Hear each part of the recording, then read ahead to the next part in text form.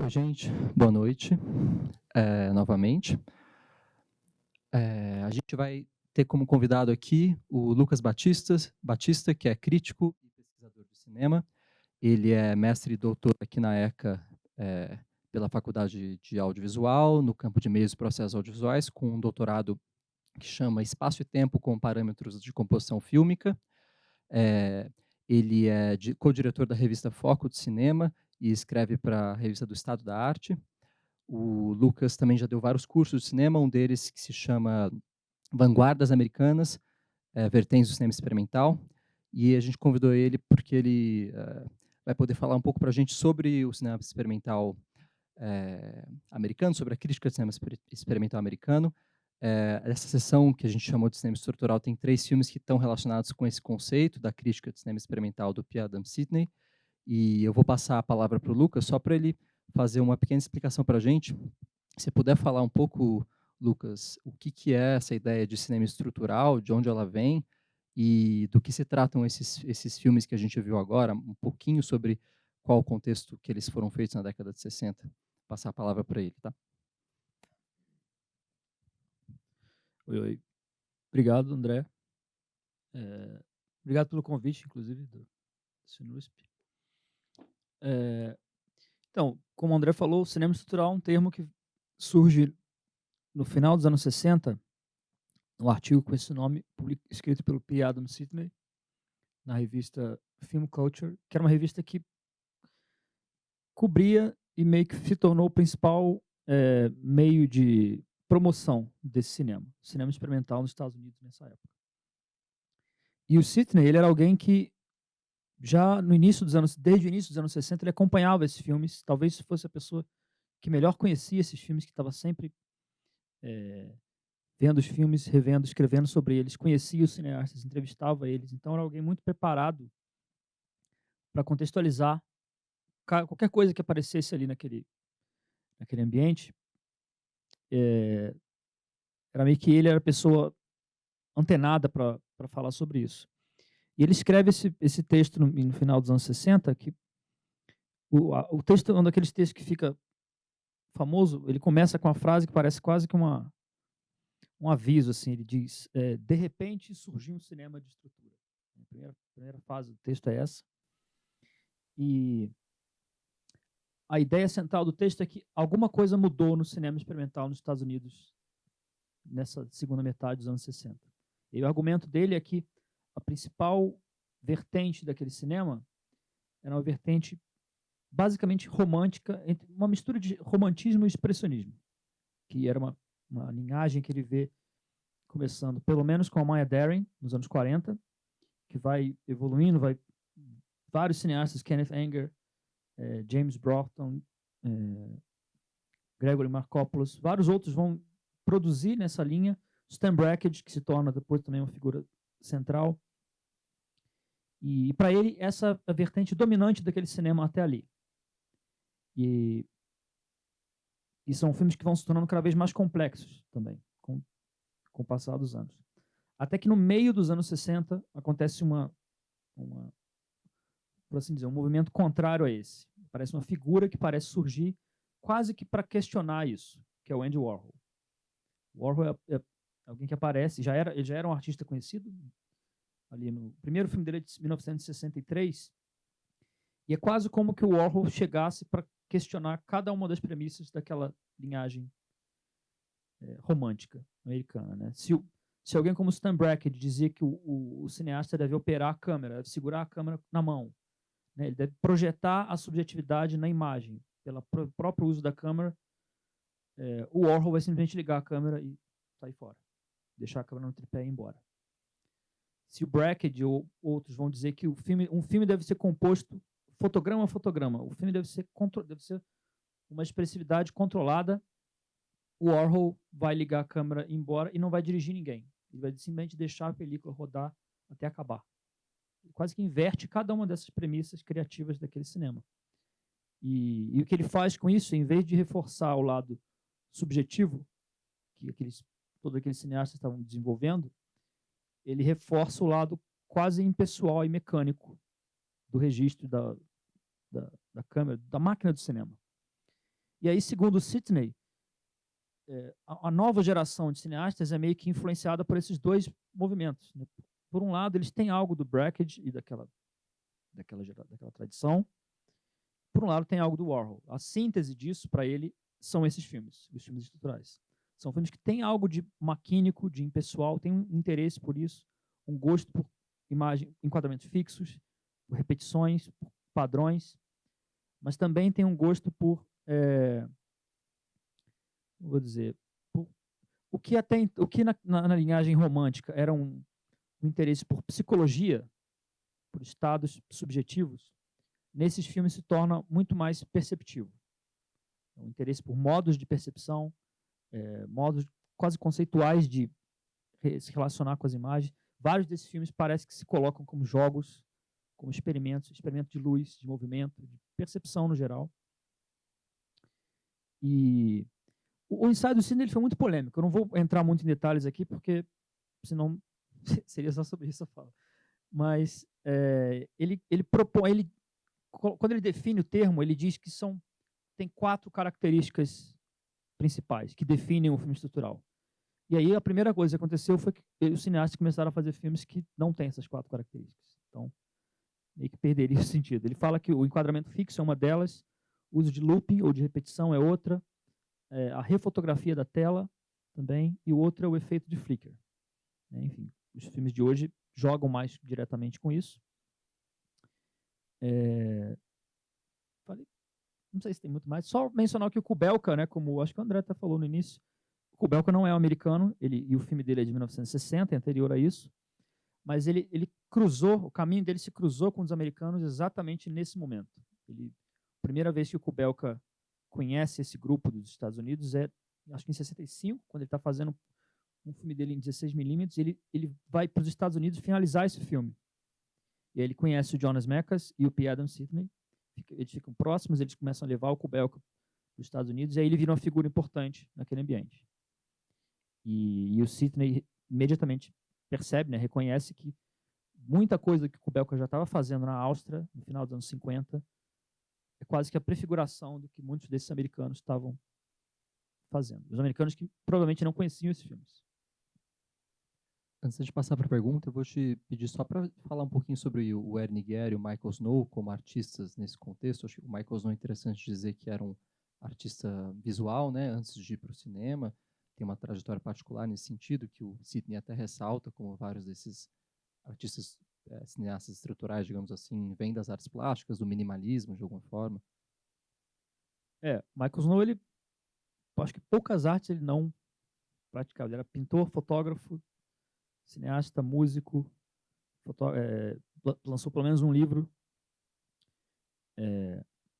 O Snow, desses 3, acho que o Snow era o único que tinha uma carreira já estabelecida em outras artes. Ele é alguém que esbarra no cinema, ele mesmo fala isso. Ele não era alguém especialmente interessado em filmes, até começar a produzir filmes. Ele meio que entra na cena do cinema quando ele vira cineasta. Ele é canadense, aliás, ele também não é americano. O Kubelka, como eu falei, é alguém que estava em outro contexto, ele estava na Áustria, meio isolado de tudo. O Ernest Guerra, a história vamos dizer, o mito de criação do Ernest Guerra é engraçado. Ele diz que ele tinha acabado de sair do exército, ele não é de Nova York, mas ele estava passando por Nova York um dia à noite e estava caindo uma tempestade. E o primeiro lugar que ele pensou para se abrigar da tempestade foi um cinema. Quando ele entra na sala de cinema, está passando um filme do Stan Brakhage. E ele supostamente não conhecia nada de cinema experimental, ficou louco vendo aquilo e começou a procurar saber.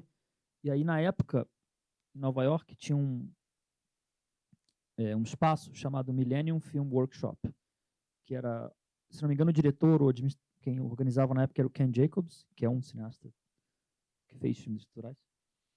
E lá era um lugar que as pessoas poderiam aprender a usar equipamentos, aprender como que funcionava toda a parte prática do cinema. Eu não sei se alugavam ou emprestavam equipamentos.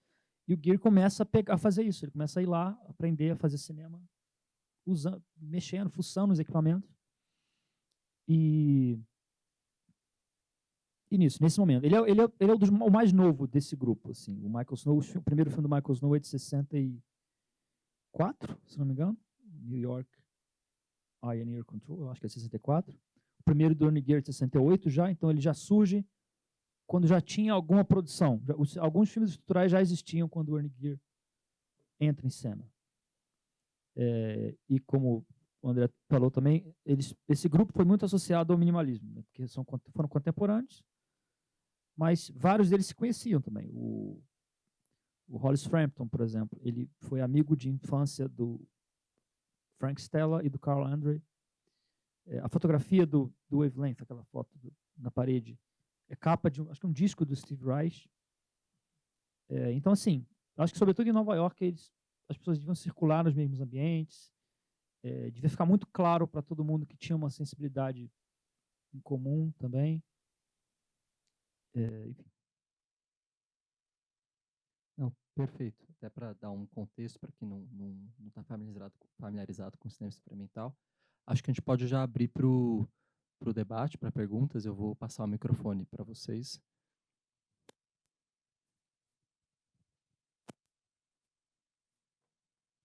Oi, boa noite.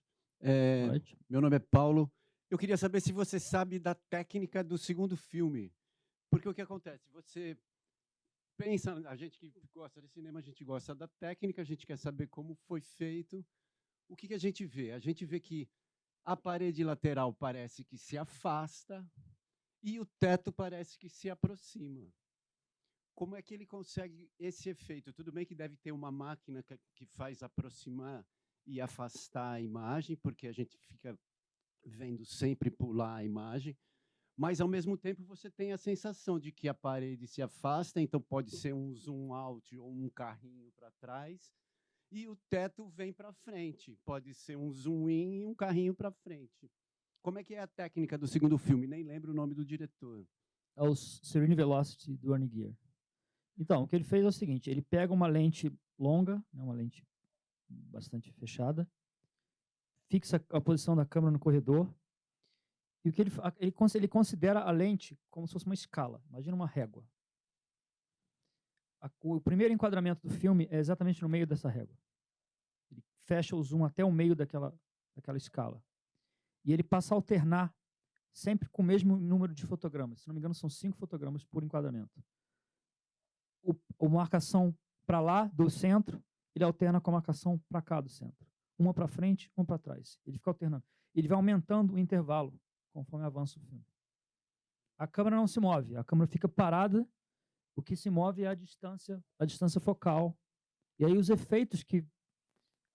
variam muito os efeitos. Tem uma coisa que eu tinha anotado para falar, mas eu acho que esse é um bom exemplo de uma boa deixa para falar. Vários desses filmes, os filmes estruturais, e eu acho que os 3 de hoje têm isso. Tem um outro crítico americano chamado Paul Arthur. Ele já vários anos depois ele notou que nesse grupo de filmes tinha uma coisa que ele chamou de a síndrome do primeiro ou último filme, porque são muitos filmes que às vezes elegem uma técnica, uma coisa, são filmes sobre um espaço, um objeto, uma imagem, uma coisa. Eles parecem querer esgotar aquilo. E aí ele falava que para um cineasta estrutural não bastava fazer um filme sobre um corredor. Ele tinha que fazer o primeiro filme só sobre o corredor e, de preferência, o último.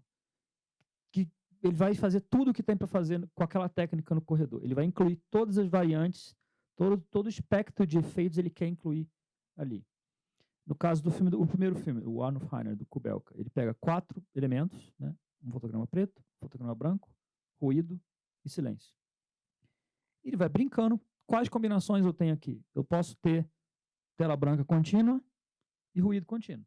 Ele tem isso no filme.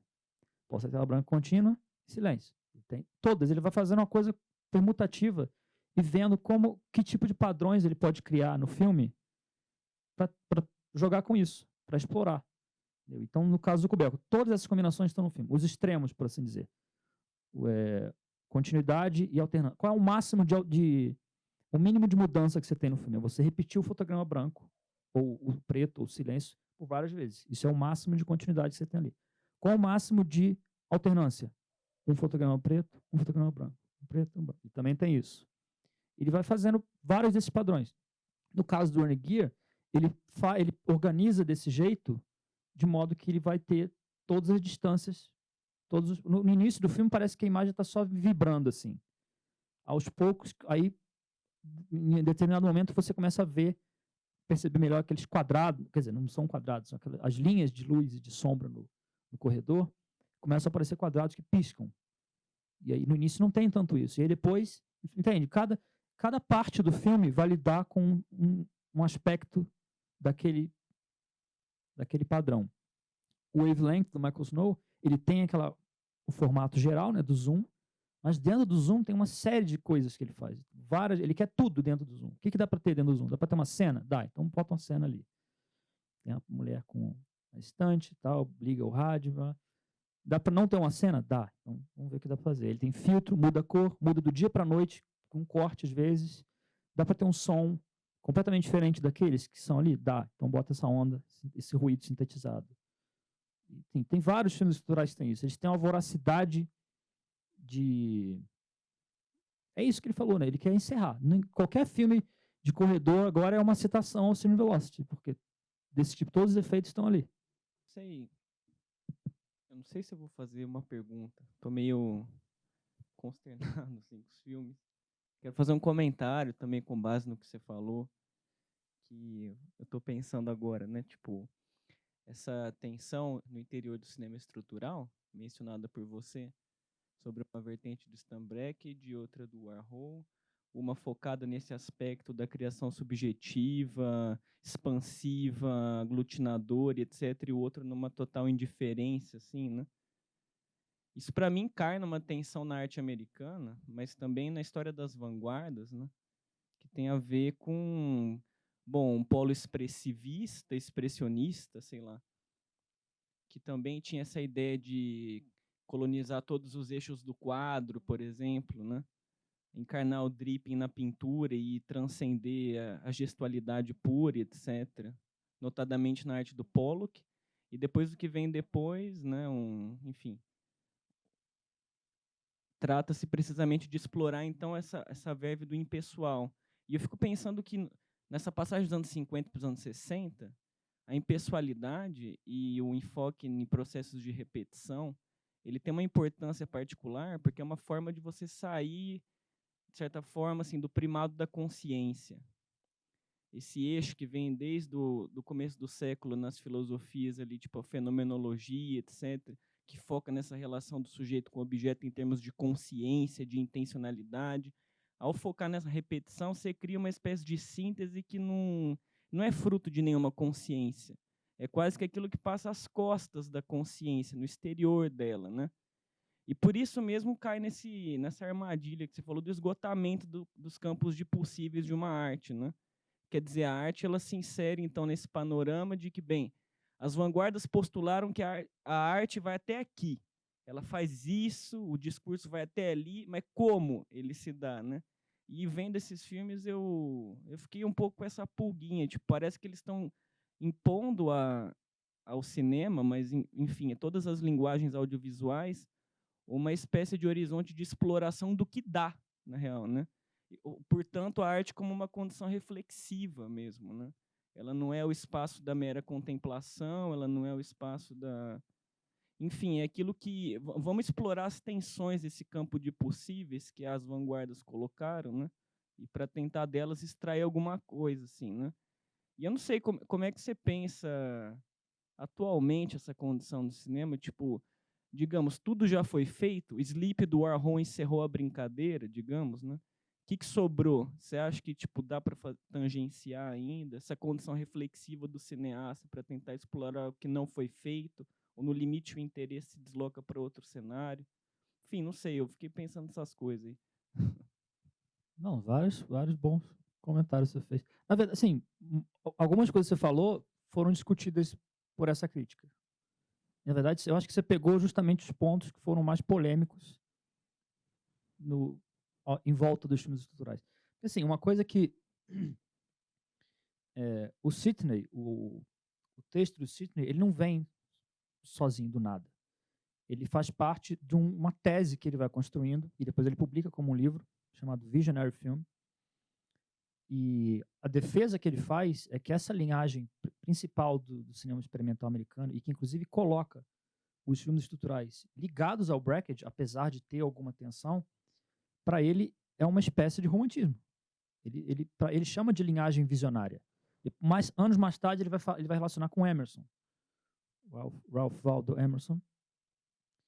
E para ele o grande cinema experimental americano, né, a grande, vamos dizer,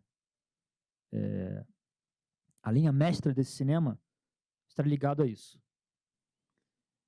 Outros autores, principalmente os ingleses, discordaram disso.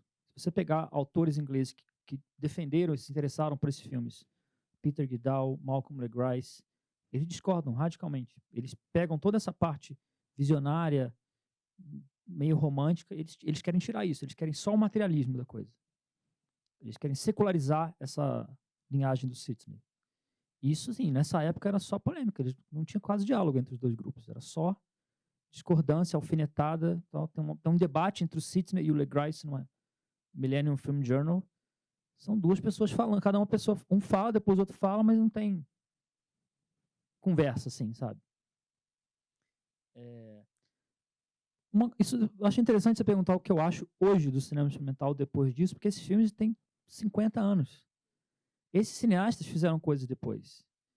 E eu acho quase cômico que depois que o Sidney publicou o artigo e virou assim, o assunto da hora, todos eles, a maioria deles, não todos eles, vários deles começaram a fazer, meus filmes são assim, então vou fazer filme diferente, para negar o Sidney. Vários pararam de fazer filmes nesse esquema. Poucos deles continuaram. Kubelka, por exemplo, os filmes seguintes do Kubelka não são. O Kubelka era daquele que só fazia um filme de cada tipo. Ele fez um filme de Flickr, então nunca mais ele faz filme de Flickr. Eu acho que sim, uma coisa eu acho que ele falou não só faz sentido, como eu acho que é bem importante para esse grupo, que eles estavam tentando, nem todos ali tinham uma cabeça teórica. Dos três aqui, só o Kubelka que escreveu, refletiu verbalmente assim sobre cinema. E que foi professor também. Os outros dois acho que nunca deram aula. Mas eu acho que o que essa geração viu, talvez por ter sido um momento de tomada de consciência, que isso aqui é uma linhagem de cinema experimental. Que antes talvez fosse só um grupo de pessoas produzindo, cada um no seu lugar, mas agora que alguém parou e agrupou e falou, não, isso aqui é uma tradição, isso aqui tem uma coerência interna. Daqui. Vocês não estão continuando ecoando vanguardas de outros países. É uma coisa própria do cinema experimental dos Estados Unidos. Talvez por isso, chegou um momento que eles começaram a tentar, vamos dizer, organizar as coisas. Chegou uma geração que falou, não, então vamos sistematizar isso. A gente já sabe que dá para fazer tal coisa com a câmera. Expressar isso e aquilo, tem Brakhage, tem Maya Deren, tem uma série de filmes ali, tem uma riqueza já expressiva e muito variada. Mas como é que eu faço para organizar isso? Né? E aí, vamos tentar. Eu tenho a impressão de que eles são, para o cinema do Brakhage, meio que o que o simbolismo era para o romantismo. E vamos abstrair um pouco. Você falou da ideia do. Vamos abstrair o sujeito, né? E vamos deixar a coisa um pouco mais impessoal. Apesar de que isso levou a algumas ambivalências. Tem uma crítica importante desse movimento, que é a Annette Michelson. Ela não acha isso. Ela acha que alguns desses filmes reforçam a ideia do sujeito transcendental. Wavelength, inclusive. E outros filmes do Michael Snow. Eles reforçam a posição de um olhar centrado ali. Pode não ter a ideia de uma psicologia pessoal envolvida. Mas vamos dizer, todo o decoro, toda a retórica da percepção ali é muito centrada. É muito a ideia de ter um horizonte de expectativa. O texto dela sobre Wavelength é cheio de leitura fenomenológica. É como se, assim, por isso que eu acho que ela, como eu falei, a Annette Michelson escreveu sobre Robert Morris e sobre Michael Snow, falando fenomenologicamente sobre os dois. E ela fala basicamente isso. Para ela não tem uma quebra. Para ela é uma mudança ali de eixo, talvez, na crítica, no vocabulário da crítica, inclusive. Ela é uma das que vai defender que se use a fenomenologia para falar desses filmes. E não, sei lá, psicologia junguiana, como um crítico, outros críticos mais, o pessoal que, sei lá, ela quer pegar aquele grupo que elogiava Pollock e aquela outra geração, e ela quer fazer esse deslocamento. Falou, não, vamos falar agora dos minimalistas, vamos usar vamos dizer, o tipo de mentalidade que os minimalistas estão colocando na criação artística e vamos ter algo análogo na reflexão sobre a arte. Uma crítica que se fez aos filmes estruturais, e eu acho que ela é justa até certo ponto, é que foi o gênero que mais rapidamente ficou acadêmico ali. Isso coincidiu com o momento em que alguns desses cineastas eram contratados por universidades. Vários deles viraram professores. E aí, como os filmes às vezes têm a ver com um procedimento, com um sistema de regras, uma coisa assim, parece que depois que você decidiu isso, o filme se gera sozinho, todo mundo começou a fazer filme estrutural. É só, então vou fazer um filme sobre isso. Ninguém fez ainda o filme, sabe, o filme estrutural sobre A ou B ou C. E claro que nem sempre o filme vai ser interessante, sim.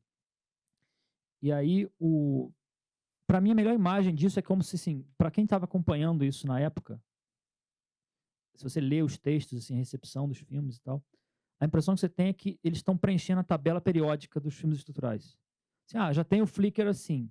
Agora ele fez o Paul Schertz fez o Flickr colorido depois.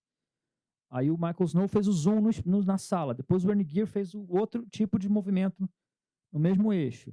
E assim por diante. Eles estão preenchendo. Só que nenhum deles ficou só nisso.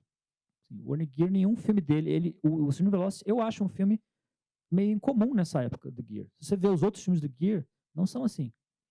Ele não tem nenhum outro filme que eu saiba dessa época que é tão perfeitamente regular quanto esse. Os outros são completamente diferentes. Kubeilka, como eu falei, ele só tem um filme de Flickr. Então, essa coisa, eu acho que tem o componente reflexivo que você falou, mas eu acho que quase nenhum desses cineastas, os importantes pelo menos, vamos dizer, acreditaram nesse negócio a ponto de, não, eu vou fazer isso aqui até o final, vou fazer todos. Ninguém fez isso. Nenhum deles, eu acho que ficou com essa ansiedade de agora a gente tem que resolver o sistema da arte. Lucas, eu gostaria que você comentasse um pouco mais sobre 3 aspectos desses filmes. Um primeiro é sobre o controle a nível do fotograma. Essa ideia do fotograma como menor unidade de composição, que eu acho que é algo que essa sessão, assim, é bastante exemplar nesse sentido, com esses 3 filmes específicos em sequência, né? Tipo de movimento que isso gera tanto linearmente como triangularmente entre eles. Eu acho que isso não aparece no texto do Sidney, se eu não me engano, mas o Frampton e o Kubeilka vão falar disso, né? O Frampton especialmente no A Lecture e o Kubeilka nas falas em geral dele.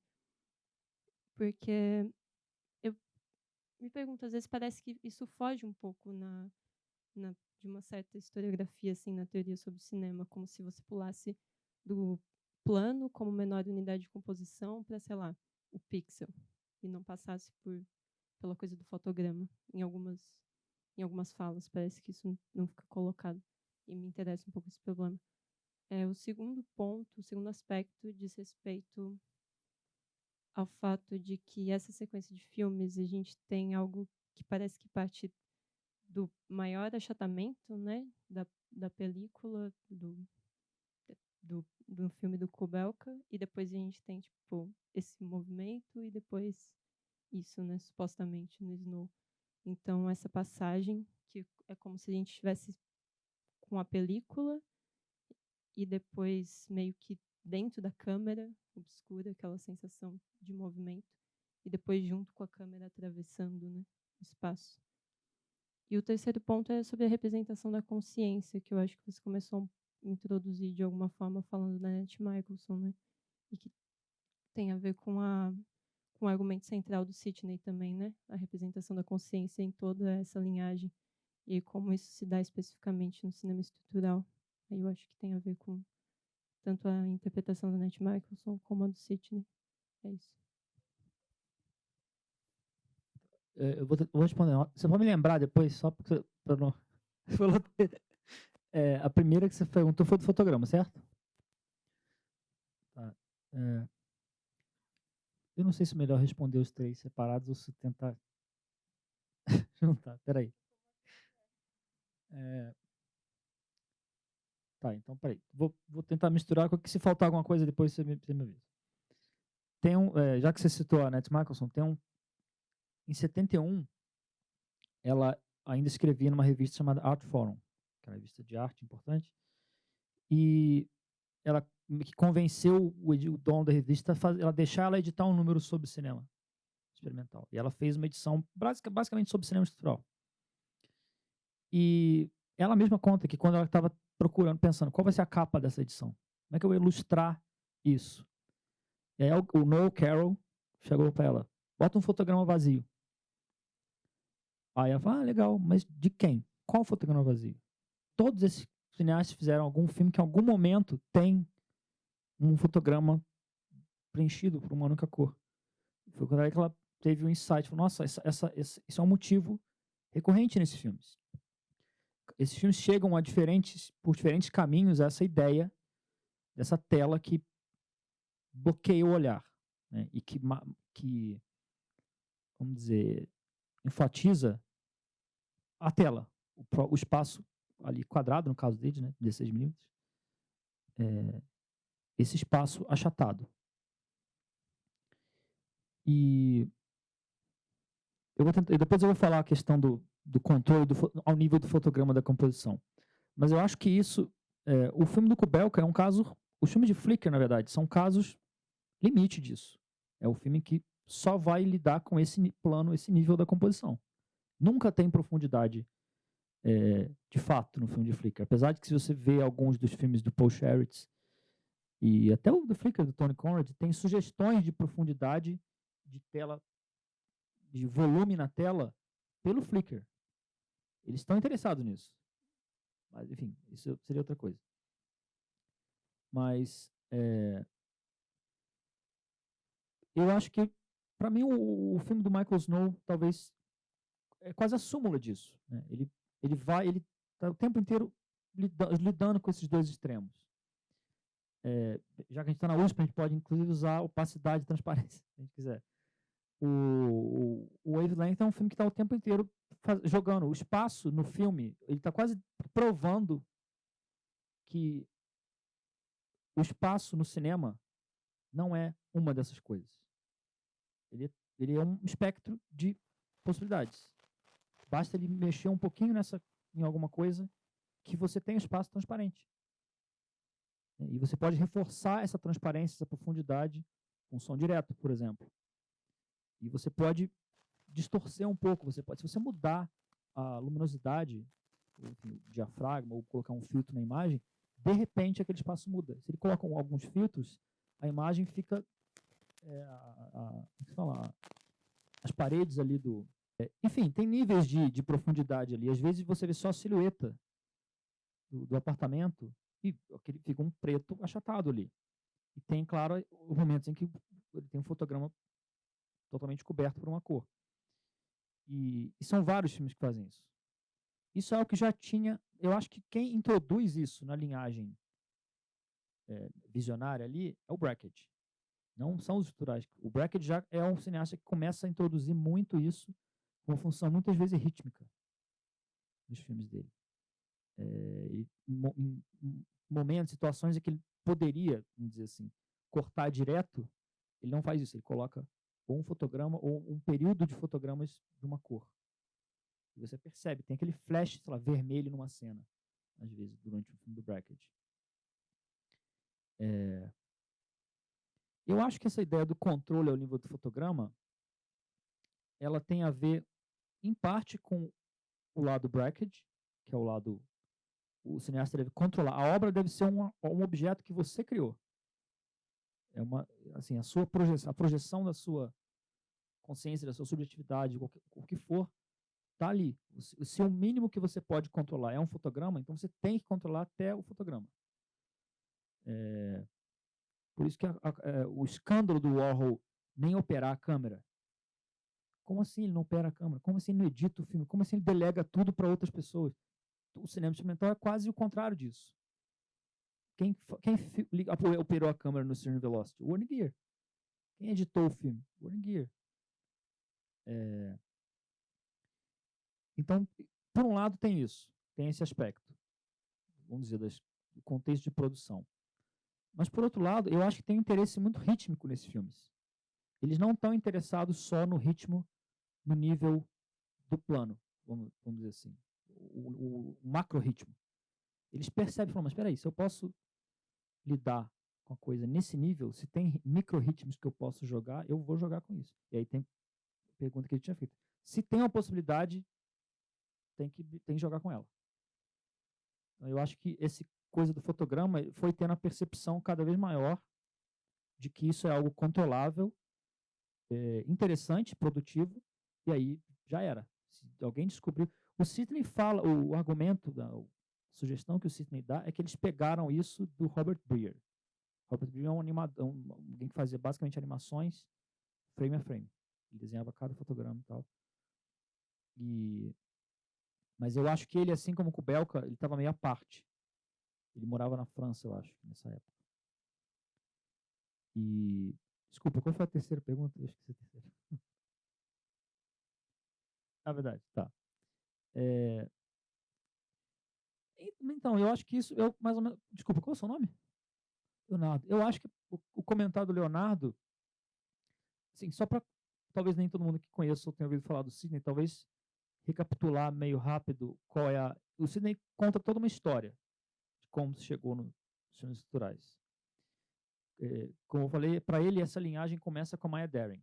Os filmes da Maya Deren são filmes em que vocês têm uma narrativa, sempre meio onírica, com uma protagonista, quase sempre ela mesma interpretando a protagonista, e em momentos-chave dessa narrativa, ela usa alguma técnica, algum procedimento propriamente cinematográfico para efetuar uma transformação ali na narrativa.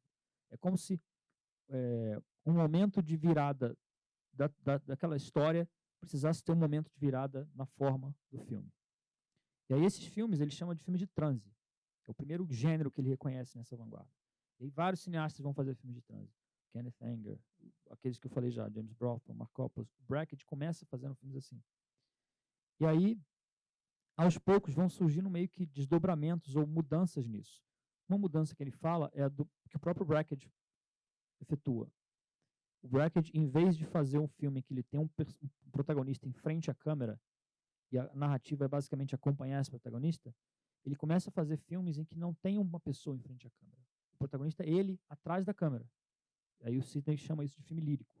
O filme lírico, em vez de ter uma narrativa, vamos dizer, a trajetória do filme é a trajetória do olhar. E aquelas operações, aquelas metáforas que aconteciam com uma pessoa, com alguma coisa ali dentro da cena, acontecem com toda a imagem. Aí o Brackett começa a pintar sobre a película, começa a manipular coisas da câmera, etc. E quando chega nos filmes estruturais, tem mais ou menos o movimento que eu tinha falado do Leonardo. É como se, em vez de uma psicologia, agora o interesse fosse pela epistemologia. Não são tantos conteúdos que interessam, são os modos, as categorias de percepção que eles vão explorar. Sim, vocês repararam que a figura humana é só uma possibilidade nesses filmes. Não é mais o cerne do filme. Isso é algo muito comum. E eu acho que tem a predileção de alguns desses filmes por espaço, por eleger um espaço. O Cinema Velocity é um corredor. O Wavelength é um quarto.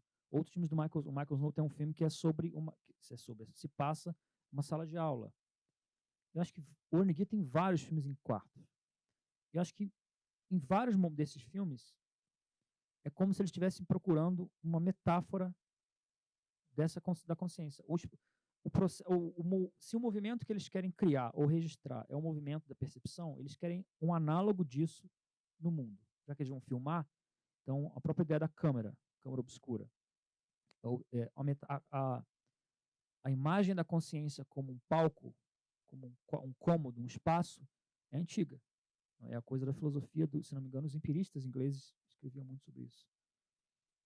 O Sidney fala disso no texto, Noel Carroll também fala em outro.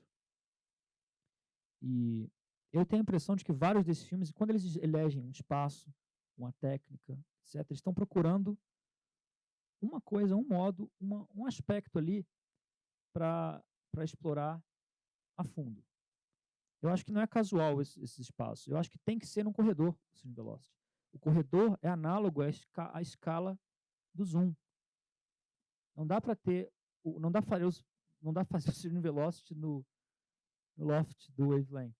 Não seria a mesma coisa, não teria o mesmo, aquela quase simetria perfeita que tem ali. E, assim, eu acho que essa coisa da imagem da consciência, para mim, o principal é isso. Essa transformação que o Sidney reconhece ali, eu acho que é nesse sentido. E no caso dos filmes culturais, eu acho que eu resumiria a posição deles nessa narrativa assim. A busca de modos de percepção, por exemplo, no caso do Cine Velocity, não tem só um filme, é só imagem. É um foco radical na percepção espacial. É isso. O filme é um experimento com isso.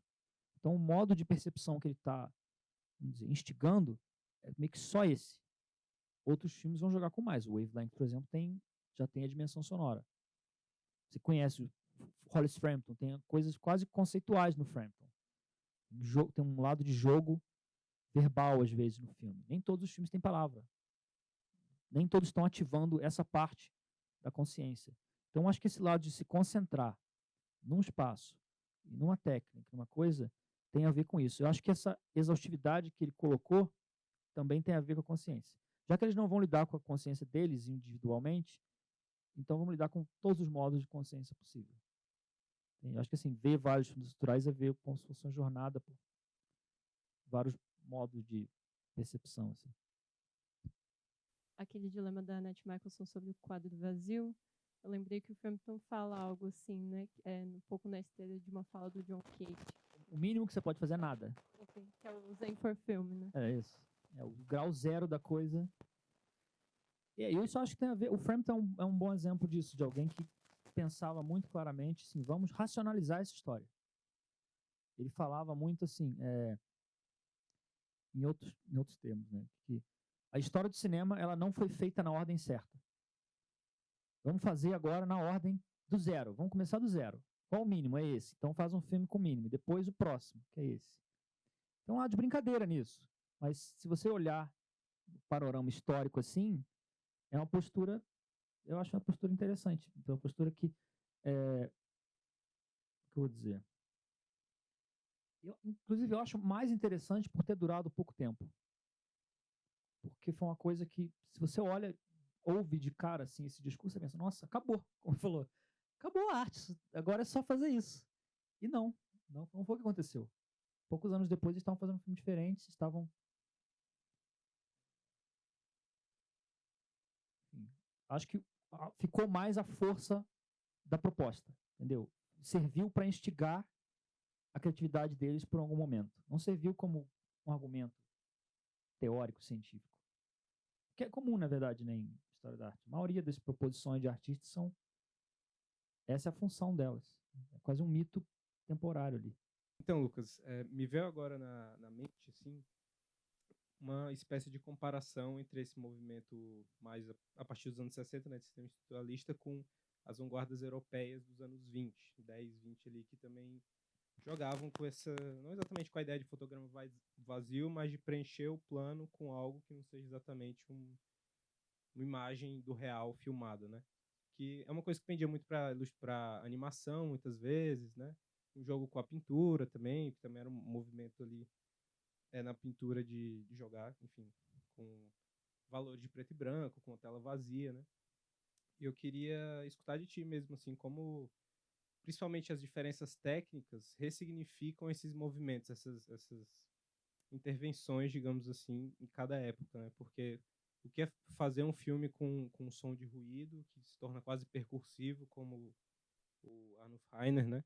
Essa coisa de tirar e colocar o sinal, assim, em comparação a, não sei, assim, experimentações pictóricas, assim, que não tem tanto a ver com essa lógica de percepção, né? É muito mais uma lógica pictórica, por si só. E como essas coisas se retroalimentam também, eu fiquei curioso com essas relações, assim.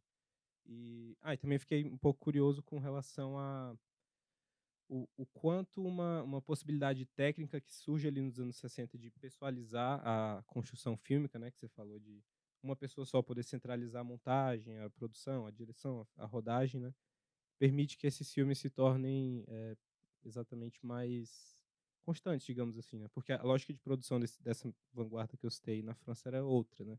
Havia uma equipe muitas vezes, né? Enfim, era mais comparar esses dois movimentos, assim.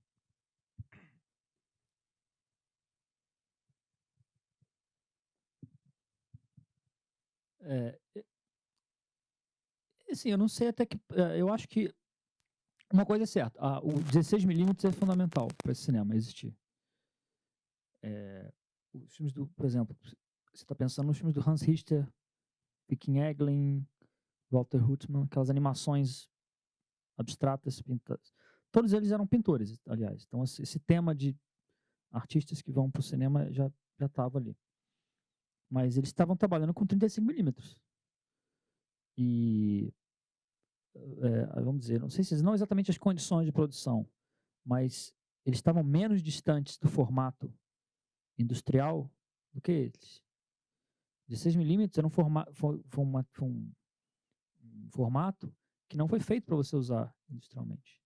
Eles se apropriaram disso, que era mais barato, e começaram a usar dessa maneira. Então, a parte artesanal é algo que aumenta. Eu acho que o Sidney acho que não fala tanto isso, ele não vai entrar tanto nessa parte, mas eu acho que é importante. Assim, a Maya Deren provavelmente não começaria a fazer filmes tão cedo se não fosse 16mm.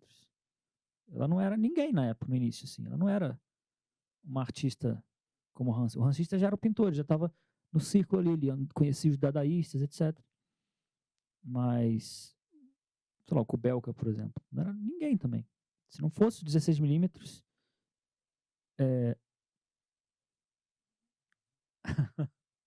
não existiria esse cinema. Então, assim, o lado artesanal, eu reforçaria essa parte. Tem um detalhe que eu acho interessante, e coincide com o filmes estruturais. Eu falei que essa geração ela surge no momento em que as faculdades... Primeiro, os cursos de cinema já existem. Não existiam na época da Maya Deren. E as faculdades começam a contratar alguns cineastas para dar aula. O que acontece? Quando um cineasta entra na universidade, ele tem acesso a equipamentos que ele não teria. Então, por exemplo, computador. O Frampton faz filme que tem computador. Ele não tinha computador naquela época, nos anos 70. Ele montou um computador na universidade. Vários filmes do Onigir, não vários, alguns, usam impressora ótica. Impressora ótica é uma coisa grande e cara. Ele não tinha uma impressora ótica em casa. Na universidade ele tem. Inclusive, o Cyrano Velocity foi filmado no corredor de uma universidade, onde o Ken Jacobs dava aula. Ken Jacobs, o projetor analítico, que é um projetor que você usa em sala de aula. Você pode parar o filme, voltar, adiantar, mudar a velocidade, passar fotograma a fotograma. Você não tem isso em casa. O filme do Ken Jacobs, o Tom Tom the Piper's Son, só existe porque ele era um professor. É um filme didático, inclusive. O filme é o seguinte, ele pega um curta-metragem do início do cinema, que conta uma história ali meio rudimentar, apresenta o filme inteiro, normal. Depois ele passa, acho que 90 minutos fazendo o diabo com esse filme. Ele desmonta o filme, reenquadra, remonta, faz de tudo com o filme. E depois que ele faz isso, ele passa de novo o filme. É quase uma aula de, assim, esse é o material. O que dá para fazer com esse material? Ele mostra tudo, faz todo um catálogo ali de intervenções, depois ele mostra de novo. Esse filme só existe por causa da universidade. Então tem o lado artesanal, por um lado, mas por outro lado tem esses equipamentos que não são artesanais. Outro filme do Michael, o Wavelength foi um filme artesanal, mas o filme que ele faz em 71, lá região central, não é um filme artesanal. Ele encomendou, ele teve uma subsídio de uma, sei lá o que, canadense, para construir uma grua só para aquele filme.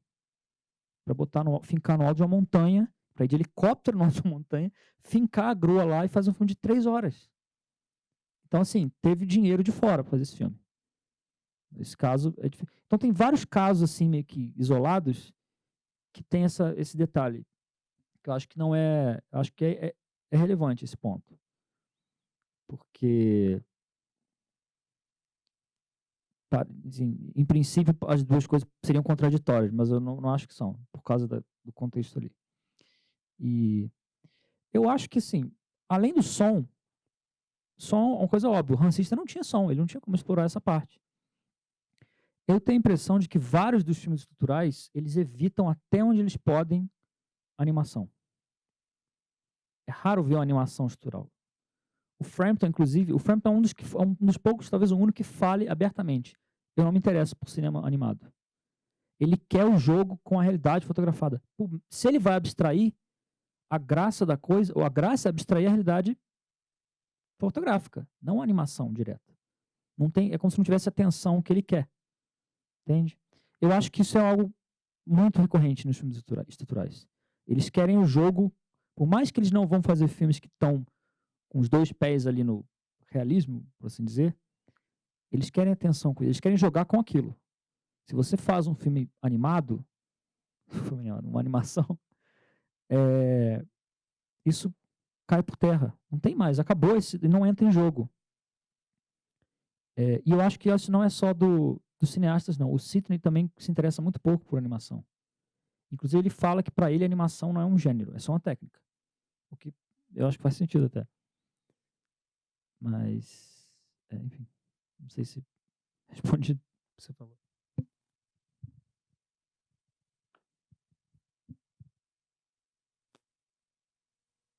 Bom, acho que eu vou aproveitar para fazer uma pergunta.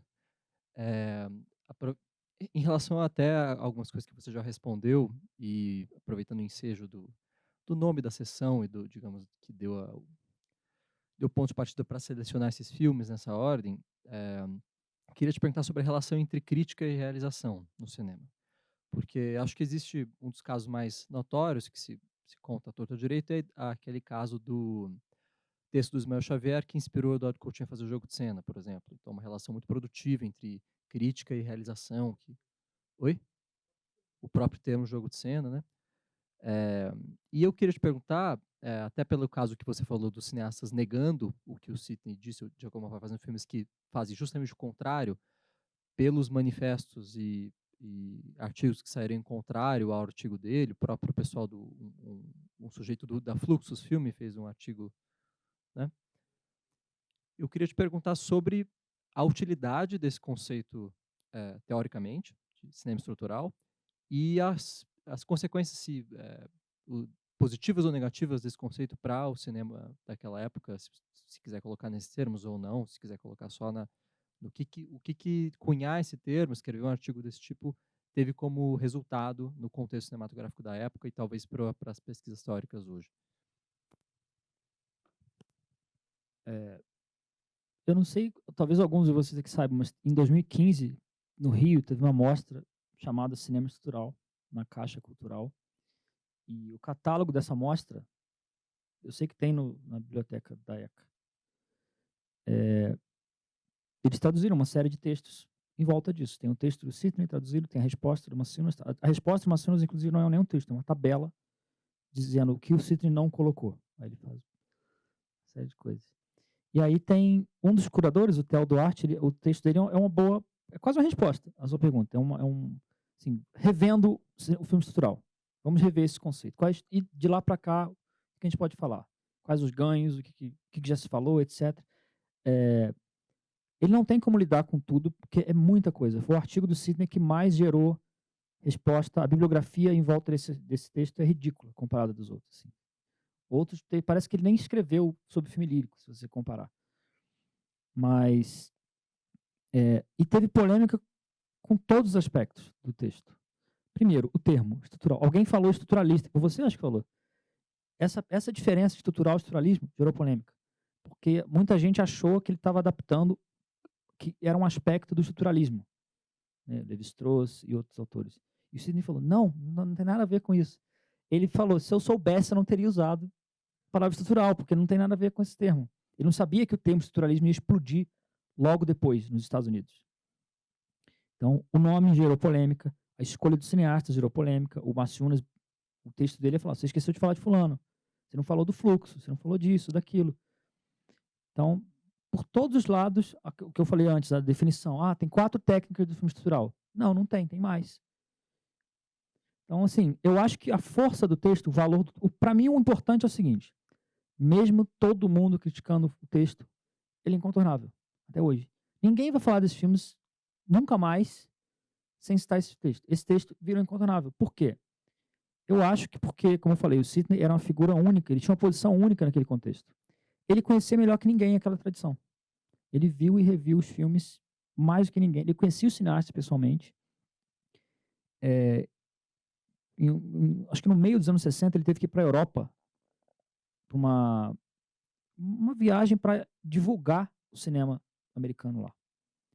Ele levou vários desses filmes. Agora você imagina, ele passou um ano indo de uma cidade para outra, exibindo os mesmos filmes e tendo que comentar esses filmes. Quando ele voltou, ninguém no mundo conhece esse cinema melhor que ele. Ninguém, nem os cineastas viram esses filmes tanto quanto ele. Então, e além disso, ele tinha uma visão coerente. Ele percebeu relações ali. Assim, essa do cinema estrutural gerou polêmicas. As outras praticamente não. É muito raro você ver alguém questionando, por exemplo, o filme de transe, a passagem do filme de transe para o filme lírico. Quase ninguém fala, todo mundo simplesmente aceita isso. O que significa que, até certo ponto, ele provavelmente estava certo. Ou o insight dele pareceu satisfatório ou adequado para lidar com aqueles filmes. E aí a gente pode, talvez, só especular sobre por que então o filme estrutural gerou polêmica. Inclusive, um detalhe que eu acho importante, eu não sei porque eu não falei antes. Cinema estrutural ou filme estrutural. Ele não fala cinema estrutural. Ele fala filmes estruturais. Ele fala, eu não estou dizendo que esse cineasta é estrutural. Esse filme é. Amanhã ele pode fazer outro que não é. Ele não está categorizando o cineasta. Ele está falando de certos filmes. Para ele, isso é importante. E eu acho que para os cineastas também. Por exemplo, eu estudei muito o Hollis Frampton. O Frampton é um cineasta que a recepção dele tem vários textos que, para mim, perdem muito tempo tentando encaixar ele no lado dos filmes estruturais. Só porque ele fez alguns filmes estruturais. Sendo que, para mim, e para outros autores, em determinado momento, ele sai, ele vai fazer outra coisa. Pode ter alguma relação ainda, mas você não precisa se ater àquela ficar tentando voltar só para encaixar na categoria já conhecida, às vezes atrapalha. Então tem esse ponto. E eu não sei por que exatamente gerou polêmica, mais do que os outros. Assim, pode ter sido acaso, pode ter sido um momento histórico, virada final dos anos 60 e virada para os anos 70, como eu falei. O pessoal começa a ser contratado para dar aula. Então, os mesmos cineastas que tinham aquela mentalidade, vamos esgotar a arte, agora vão ensinar outra geração de cineastas. Muita picuinha, muita briga interna. Brackett rompeu com Frampton, parou, sabe? Não, vocês estão tentando derrubar a geração anterior. Isso acontece, né? Ainda mais com Nova York, que era o grande centro ali, as pessoas se conheciam, todo mundo se conhecia. Você vai tem quantos cinemas em Nova York iam passar filme experimental? Sendo que o principal era o Anthology. Claro que vai ter confusão se o Anthology começa a priorizar, o Sidney era o diretor do Anthology. Você parece estar priorizando um tipo de cinema, sabe? Esse lado pé no chão, assim, da coisa, eu acho, eu defenderia isso, que, assim, um momento histórico, em vários aspectos, o momento vamos dizer, a etapa histórica daquela vanguarda, as coincidências ali dos meios de produção, o fato de ter sido uma etapa, sei lá, um gênero que parece ter rompido mais com o anterior, que é algo que ele não considerava tanto nas outras fases. Tudo isso parece que virou quase um negócio como é que chama? Um barril de pólvora ali. E eu acho que não deve ter ajudado o fato de ter ganho interesse fora dos Estados Unidos. Como eu falei, os ingleses adoraram a ideia. Entendeu? Eles não se interessavam por Brackett. De repente, na Europa estão falando de cinema estrutural também. E aí começa a ter ainda mais conflito dentro dos Estados Unidos. Desculpa, você perguntou o negócio dos textos, né? Então, eu acho que isso varia de um cineasta para outro. O Kubelka é alguém que rodou muito nesse circuito. O Kubelka dava palestra, enfim, aula. Talvez você ache o Kubelka polemizando com alguém por causa disso. O Brackett escrevia, Frampton escrevia. Outros, por exemplo, Michael Snow, não parecem ter... O coletânea de escritos do Michael Snow que eu conheço, ele não é um teórico de cinema. Não tinha essa proposta. O Gere, menos ainda. O Gere parece que, se você vê uma fala do Gere, parece que ele só está lá por obrigação. Ele não é alguém que gosta de falar assim em público. E, se não me engano, quando teve uma mostra, não sei se em Paris, em algum lugar na Europa, com vários deles, não tem nem biografia dele. Assim, ele não quer, ele por ele, acho que ele desapareceria no negócio. Então, eu acho que isso varia. Esses cineastas que parece que estavam na linha de frente, que queriam falar, tipo, polemizar, escrever, tipo Brackett, Frampton, Kubelka, talvez esses sejam os casos mais relevantes para pensar o que você colocou. Mas eu acho que varia muito. Não é uma coisa... Como o contexto de produção depende muito da pessoa e do tipo de filme, isso não tem uma regra. Gente, se ninguém mais tiver uma pergunta, a gente está dando nosso horário. Vou encerrar o debate aqui. Queria agradecer a presença de todos vocês, por ter ficado aqui para conversar sobre esse assunto. Agradecer muito a vinda do Lucas aqui para o Sinusp, a participação dele, a apresentação. Muito obrigado e boa noite para todo mundo.